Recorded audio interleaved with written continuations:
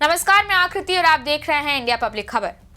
बिहार विधानसभा चुनाव में मैदान फतेह करने के बाद भाजपा अब अपने नए मिशन में जुट गई है और वो है 2026 का बंगाल चुनाव।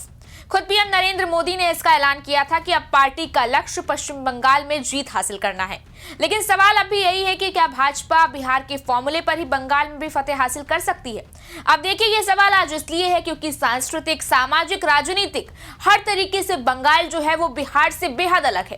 राज्य में भाजपा और टीएमसी के बीच सीधी टक्कर है, लेकिन बीते 3 चुनावों यानी कि 2019 के लोकसभा, 2021 के विधानसभा और फिर 2024 के लोकसभा चुनाव के नतीजों ने भाजपा को अपनी पुरानी रणनीति बदलने पर मजबूर किया है। यानी साफ है कि बंगाल में सिर्फ हिंदू राष्ट्रवाद के मुद्दे पर चुनाव जीतना आसान नहीं है, क्योंकि अगर आप देखें तो बंगाल एक ऐसा राज्य है जहां बिहार और उत्तर प्रदेश की तरह जाति को उतनी अहमियत नहीं दी जाती है। साथ ही इस राज्य में करीब 30% मुस्लिम आबादी रहती है। 2019 के लोकसभा चुनाव में भाजपा ने बंगाल की 42 लोकसभा सीटों में से 18 पर जीत हासिल की थी। उसे 40.25% वोट मिले थे। ये भाजपा का सबसे शानदार प्रदर्शन था। हालांकि 2021 के विधानसभा चुनाव में पार्टी अपना ये मोमेंटम बरकरार नहीं रख पाई और भाजपा का वोट प्रतिशत घट गया। उसे 77 सीटों के साथ महज 27.81% ही वोट मिले। हालांकि 2016 के विधानसभा की तुलना में ये प्रदर्शन शानदार था। फिर 2024 के लोकसभा में चुनाव में भी भाजपा अपनी पुरानी बढ़त कायम नहीं रख पाई। सीटें घटकर 12 हो गई और वोट प्रतिशत 39.10% रह गया। यानी अगर आप देखें तो बीते 2 चुनावों में बीजेपी अपने 2019 के प्रदर्शन से आगे नहीं निकल पाई और कहीं न कहीं ये पार्टी के लिए सबसे बड़ी चिंता का भी विषय है। कुछ मीडिया रिपोर्ट्स की माने तो इस वक्त पश्चिम बंगाल में एसआईआर चल रहा है। इससे पहले बिहार में भी एसआईआर करवाया गया था।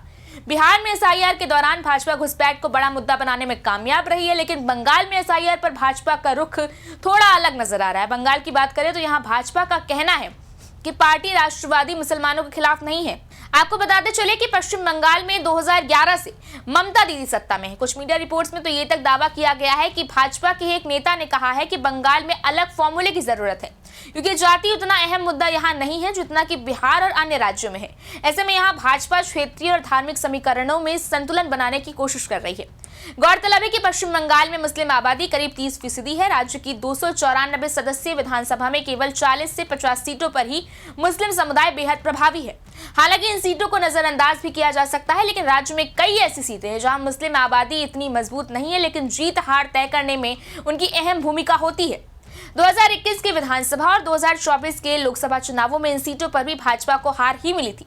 ऐसे में भाजपा इस बार इन सीटों पर मौका नहीं चूकना चाहती है। सूत्रों की माने तो इस बार के चुनाव में भाजपा उन मुस्लिम वोटरों को टारगेट कर रही है जो किसी भी कारण से ममता दीदी से नाराज चल रहे हैं।